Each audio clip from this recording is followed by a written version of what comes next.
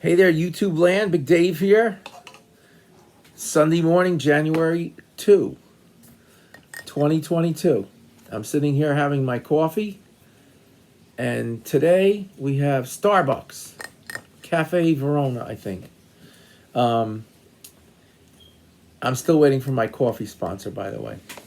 We'll see.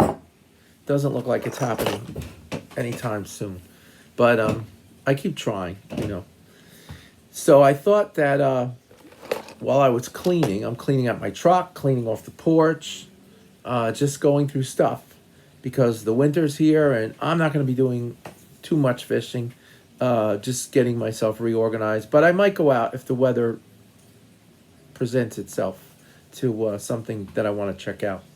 So I found the mystery box. You can see through the light. It looks pretty cool, right? But anyway, this is a box that's probably like 10 years old. And it's kind of usually somewhere in my truck or laying around somewhere. And I might just take this along with me with one of my small bags. Or if I have one of my bigger bags, I might just stick it in there and bring it along. Because it has stuff that I don't use all the time. And especially where I go, there's a lot of vegetation. And I have to wait for the water to be clearer or freer from snags and other stuff for me to even deal with this box. But it's something different, and it's kind of like what I might call end of the season, beginning of the season, because now we're getting into the winter, and the vegetation has shrunken down, cleared off, and there's much more open space to throw a crankbait or a bait that has big hooks on it or anything like that. Not even big hooks, just exposed hooks. Whereas normally I have to have everything, with the hook embedded or hidden so that it doesn't snag on something. Also, the water's murky, and it's also pretty shallow in a lot of places. So I might end up using a bait that I wouldn't be using in another area. Okay, so that's my water conditions. What I have to contend with, if I want to go try and fish. And so anyway, let's take a look at this and see what's going on here. The mystery box. I already tried to make this video 2 times, and I had technical issues. So maybe this time the technical issues will stay away, and we'll be able to make the video. So here's 3 things hooked together.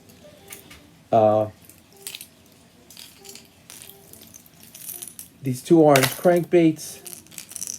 I usually buy these when they're on sale, and I don't use them that much because where I am, again, there's a lot of vegetation. These will get hung up all over the place, and it doesn't usually work out. But now there's going to be more space for me to use them, and sometimes I just like to use the smaller one, and they have the rattle, and then this is the bigger one. I think these are called Tiger Eye, something like that. I can usually get these on sale pretty cheap, and they come like usually yellow ones and orange ones together in a pack. Maybe you get 4 of them for a couple of bucks, but they're not. If you buy them at the end of the season in the dollar bin and stuff, they're not that expensive, so they're good bait. And if you have open water, they're fantastic. But I just don't. Not where I am. Where I'm doing some of my stuff, it's full of all kinds of everything.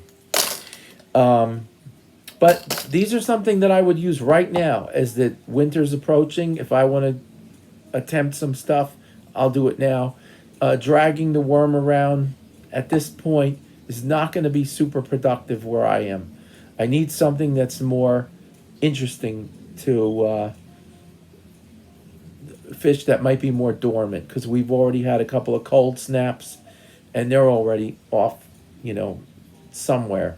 And that's another thing. Just finding them where I am is a hassle, because you might go fish for 2 hours and not come up with one fish because you don't even know where they are. So you have to kind of see if you can locate where some of them might be hiding out or hanging out. So the other thing is these little poppers. Now, you might not think that for this type of the season, this is a great idea, but it actually is because where I am, a lot of the water is shallow. And you could get them to strike at this if you have it in the right place. If the popper's too big, it's just going to make like a big splash near where they are, and they're going to just hang out. They're not going to be interested. They're going to get spooked. But a little popper like this is barely going to do anything.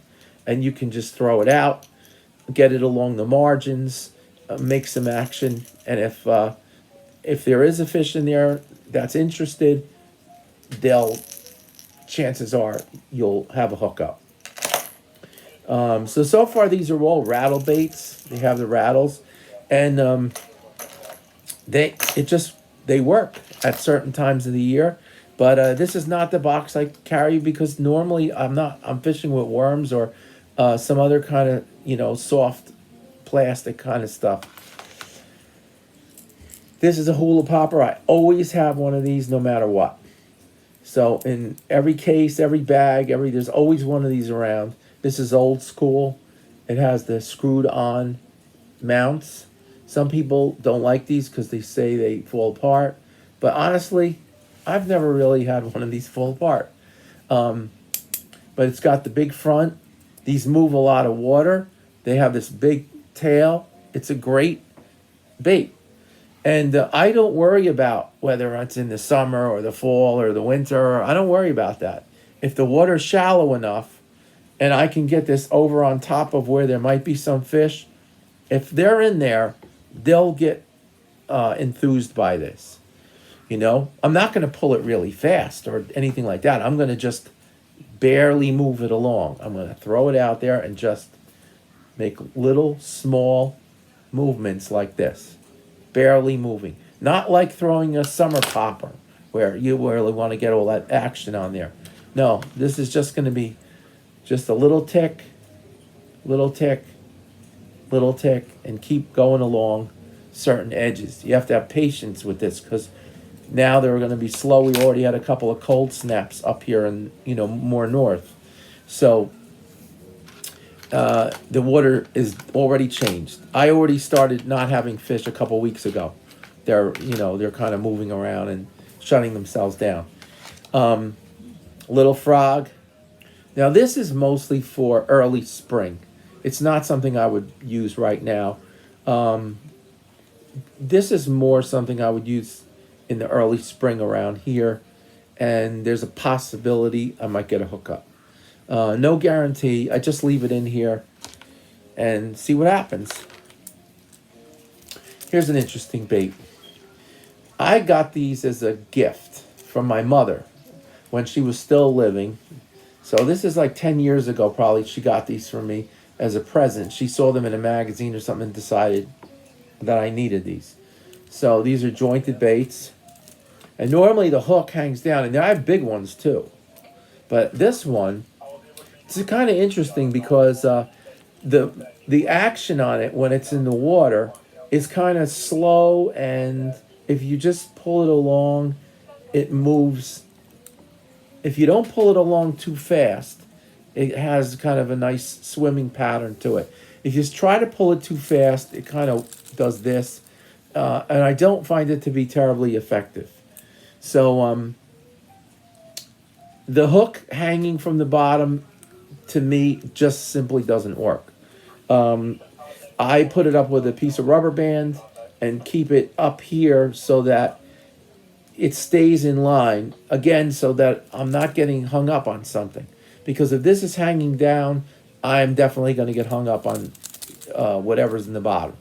So while this is not terribly effective for me as a bait, I still like having it in here.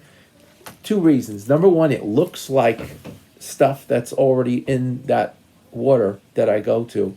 Some of the fish have this profile and look like this. So this is good for that. And the other thing is, it casts pretty far, even in a little bit of wind. So, because it has some weight behind it. So I try it, and it's just something to have in the bag and test out when other things are not working. This is another old standby. If you don't have this, has a good rattle in it, and I highly encourage you to get a couple of these and put them in your bags. They're not terribly expensive. The Zara Spook, I like the Salt Spook because the hooks don't rust out. So I just prefer this one. I have a few of these different colors, and I like to have this because it casts far. And if I use like 20-pound braid, this thing's going to go really pretty far. And especially if there's not much vegetation around and I have a free line of sight, to work this, this is great. If there's vegetation, it's going to get hung up and it's not going to be that great. So this is another thing. This has a kind of a swimming pattern to it if you never used one. And of course it has the rattle. So you have a good chance of picking something up in the shallows if you're using this. As far as using it during other seasons, you have to test it out. Again, this is more, I consider this to be more of like a spring, summer bait.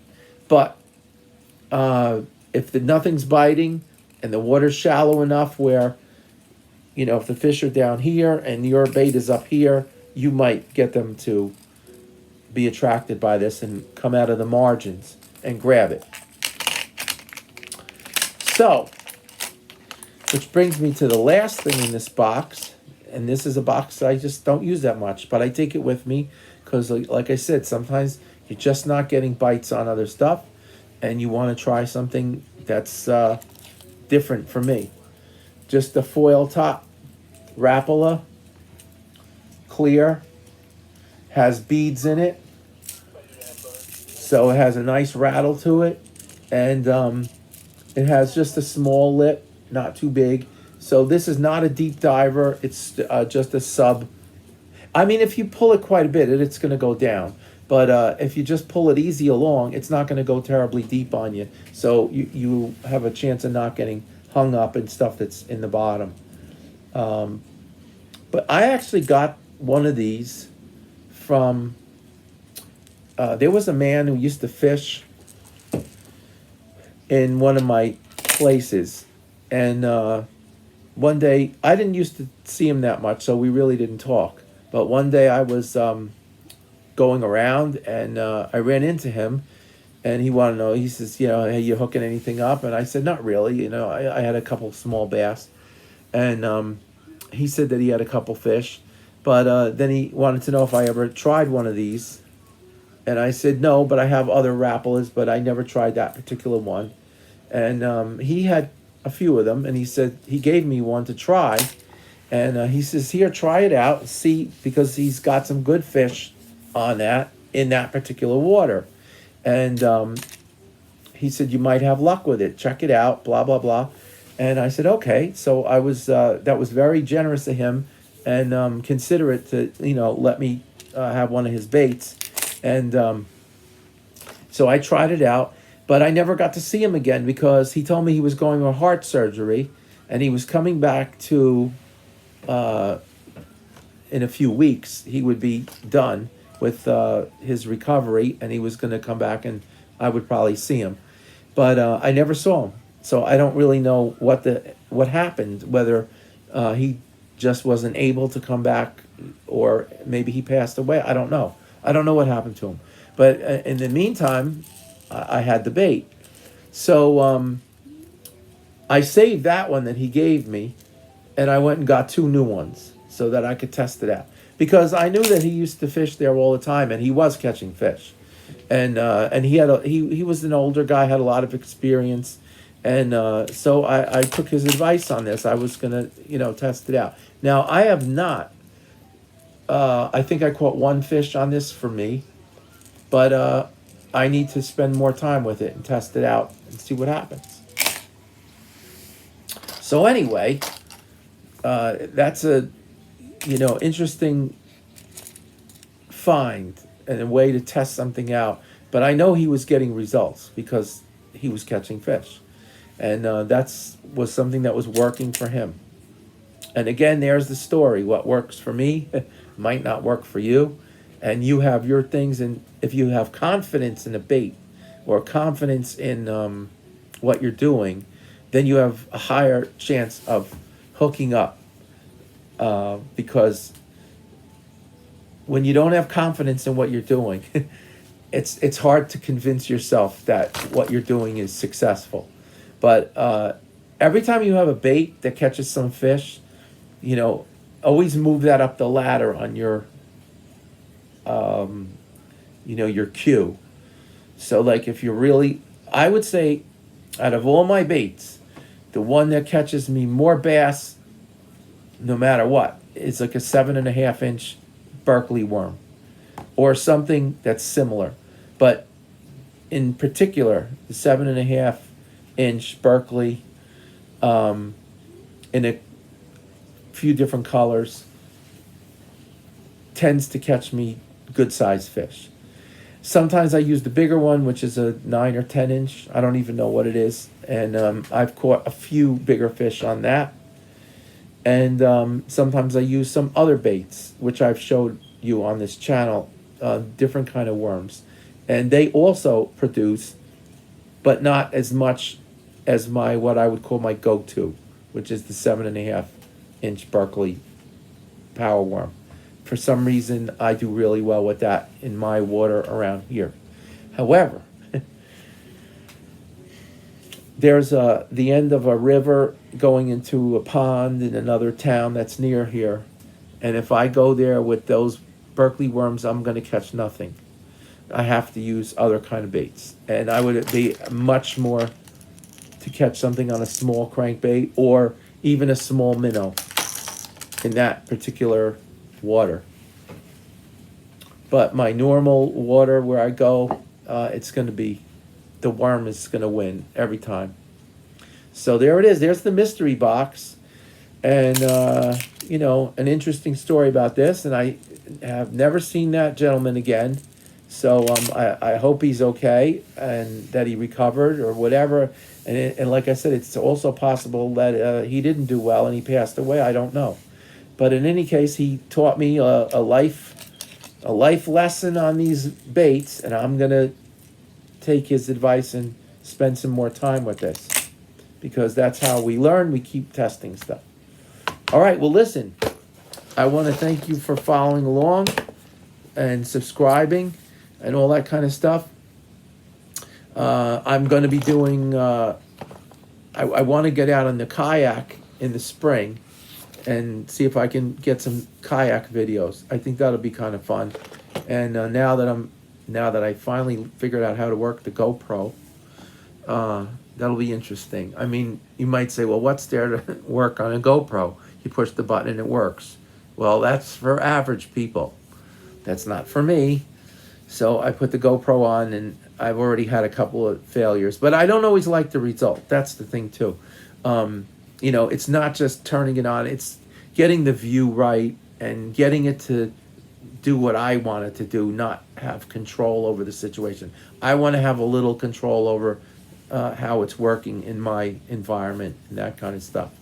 All right. Have a good start to the new year, and thank you for following along, and off we go. Bye-bye.